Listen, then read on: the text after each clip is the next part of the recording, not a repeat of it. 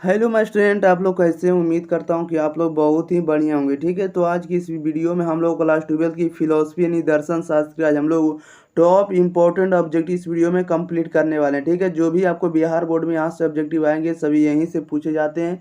ठीक है, और ये आपको चैप्टर वाइज ऑब्जेक्टिव मिलने वाला है। ठीक है, जो भी हम बता रहे हैं आपको यहाँ से मिलने वाला है, इसलिए आप लोग जरूर देखा जाएगा, क्योंकि क्वेश्चन बैंक जो है यहाँ से आपको क्वेश्चन जो भी होता है वो आपको मिला जुला कर उसमें प्रिंट भी कर देता है। ठीक है, क्योंकि जितना भी क्वेश्चन आता है सभी आपको प्रीवियस ईयर का क्वेश्चन आता है, प्रीवियस यानी पूछा हुआ क्वेश्चन आता है। ठीक है, तो पूछा हुआ क्वेश्चन ही उसमें भी छपा हुआ रहता है। ठीक है, इसलिए आप लोग जरूर देखते चलिए चैप्टर वाइज, और आप लोग क्वेश्चन बैंक की भी तैयारी कर लीजिएगा। ठीक है, आपको हम उसका भी आपको वीडियो हम प्रोवाइड कर देंगे एक का करके। ठीक है, आपको हड़बड़ाने की कोई ज़रूरत नहीं है। आप लोग इस वीडियो को शुरू से अंत तक देखते चलिए। अगर आप लोग चैप्टर वाइज अगर पढ़ लेते हैं या तो जो भी हम वीडियो आपको प्रोवाइड करेंगे सारे आपको ओरिजिनल आपको क्वेश्चन डायरेक्ट आपको बिहार बोर्ड में मिलने वाला है देखने को। ठीक है, आप लोग शुरू से अंत तक इस वीडियो को देखते चलिएगा।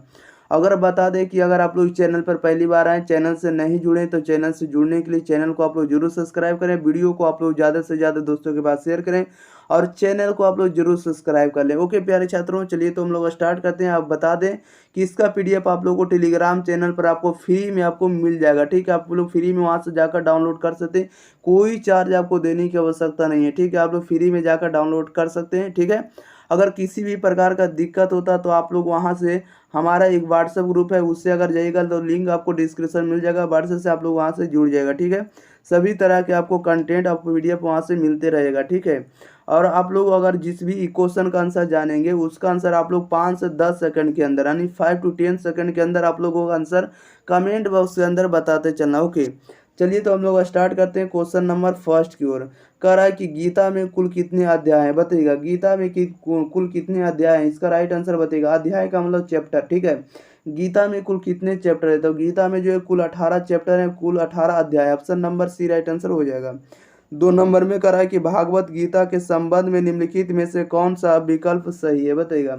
भागवत गीता के संबंध में जो है निम्नलिखित में से कौन सा विकल्प सही है, तो भागवत गीता के संबंध में जो है भागवत गीता के संबंध में कौन सा विकल्प सही है, तो इसमें से देखिएगा पहला नंबर का रहा है कि भागवत गीता जो है कृष्ण अर्जुन संवाद का प्रतिफल है। ठीक है, नहीं कृष्ण और अर्जुन में जो भी बात होता है उसमें क्या है तो वर्णित है या तो बताया गया, ये बात सही है। इसके बाद भागवत गीता महाभारत महाकाव्य का भाग है, ये भी बात सही है। भागवत गीता भगवान का गीत है, ठीक है, ये भी बात सही है। ठीक है, तीनों कथन जो है आपको भागवत गीता के संबंध के बारे में बता रहा है, रिलेशन के बारे में बता रहा है, इसलिए अब कथन सही है। इसलिए इसका राइट आंसर डी लगाएंगे, इनमें से सभी हो जाएगा। नेक्स्ट क्वेश्चन बढ़ जाते हैं। क्वेश्चन नंबर आप लोग देखिएगा थर्ड नंबर की ओर। थर्ड नंबर में कह रहा है कि भागवत गीता के अनुसार वह कर्म क्या है जो बिना फल की इच्छा से किया जाता है, बताइएगा, या बिना फल की इच्छा से किया जाता है। इसका राइट आंसर बताइएगा। कह रहा है कि भागवत गीता के अनुसार वह कर्म क्या है जो बिना फल की इच्छा के किया जाता है, तो बिना फल की इच्छा से किए जाने वाले कर्म को निष्काम कर्म कहेंगे। Option number B right answer हो जाएगा। ठीक है, भगवत गीता में जो कहा गया निष्काम कर्म के बारे में ही बताया गया। ठीक है, option number B right answer हो जाएगा। 4 में कह रहा है कि निम्नलिखित में से कौन भगवत गीता के अनुसार ईश्वर के अवतार है, बताइएगा। कह रहा है कि भागवत गीता के अनुसार जो है भगवत गीता कह रहा है निम्नलिखित में से कौन जो है भागवत गीता के अनुसार ईश्वर के अवतार है, यानी ईश्वर के अवतार कौन से हैं, तो ईश्वर के अवतार आपको कृष्ण है, भगवान Shri Krishna. Option number C right answer हो जाएगा। नेक्स्ट क्वेश्चन बढ़ जाते हैं। क्वेश्चन नंबर देखिएगा 5 नंबर में कह रहा है कि भारतीय दर्शन में कर्म सिद्धांत के अनुसार कर्म का फल क्या हो सकता है, बताइएगा। कह रहा है कि भारतीय दर्शन में कर्म सिद्धांत के अनुसार कर्म का फल क्या हो सकता है, तो कर्म का फल क्या हो सकता है, तो कर्म का फल यही होगा कि बंधन से मुक्त हो जाएंगे। इसके बाद जीवन में सुखी मिलेगा, कहने मतलब कि दुख मिलेगा। ठीक है, जीवन में दुख मिलेगा। इसके बाद पुनर्जन्म जब आप लोग नहीं करेंगे कर्म, तो ठीक है कर्म फल का इस सिद्धांत का रहा है, इसलिए सभी कथन हो जाएगा। इसलिए इसका राइट आंसर डी लगाएंगे, इनमें से सभी। क्वेश्चन नंबर 6 में कह रहा है कि भागवत गीता का शाब्दिक अर्थ क्या है, बताइएगा। भागवत गीता का शाब्दिक अर्थ होता है ईश्वर का गीत करना, यानी भगवान का गीत करना। Option number A right answer हो जाएगा, गीत का मतलब गुणगान करना। ओके, नेक्स्ट क्वेश्चन देख लेते हैं। क्वेश्चन नंबर देखिएगा आप लोग 7 नंबर को देखिएगा। 7 नंबर में क्या करा है, जैसा कि आप लोग 7 नंबर में देख रहे होंगे, 7 नंबर में करा है निष्काम कर्म क्या है। ठीक है, निष्काम कर्म आप लोगों को बताना है। इसमें से ऑप्शन दिया वो निष्काम कर्म क्या आप लोग बताइएगा। तो निष्काम कर्म जो होता है कर्म फल का त्याग करना ही निष्काम कर्म कहलाता है, बी राइट आंसर हो जाएगा। क्वेश्चन नंबर 8 में कह रहा है कि भागवत गीता में कौन से विचार पाए जाते हैं, बताइएगा भागवत गीता में कौन से विचार पाए जाते हैं। तो भागवत गीता में निष्काम कर्म का विचार पाए जाते हैं, इसके बाद योग की अवधारणा बताए जाते हैं, लोक संग्रह के बारे में बताए जाते हैं। ठीक है, ये सभी प्रकार के विचार पाए जाते हैं, इसलिए इसका राइट आंसर डी लगाएंगे, इनमें से सभी हो जाएगा।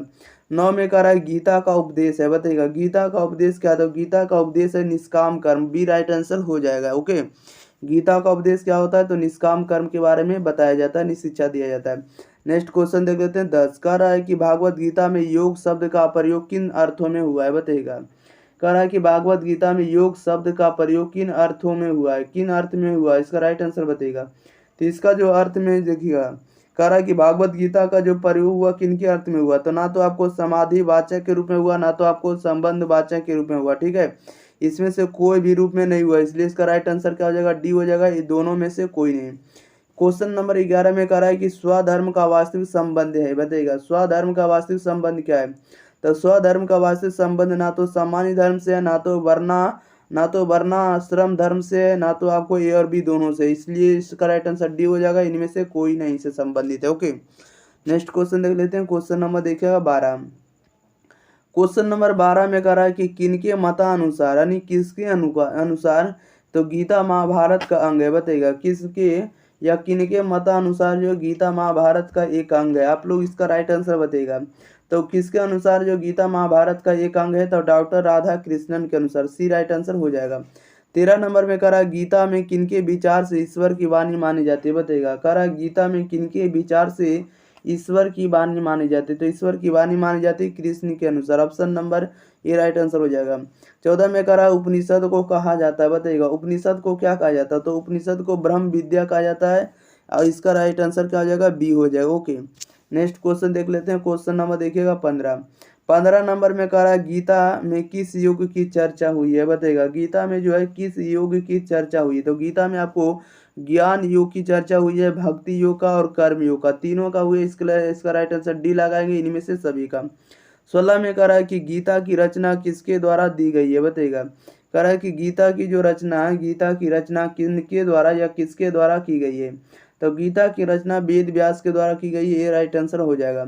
17 में कह रहा है कि निष्काम कर्म का मूल सिद्धांत क्या है, बताइएगा निष्काम कर्म का मूल सिद्धांत क्या। तो निष्काम कर्म का मूल सिद्धांत होता है कर्तव्य के लिए कर्तव्य, ऑप्शन नंबर इसका बी राइट आंसर हो जाएगा, कर्तव्य के लिए कर्तव्य।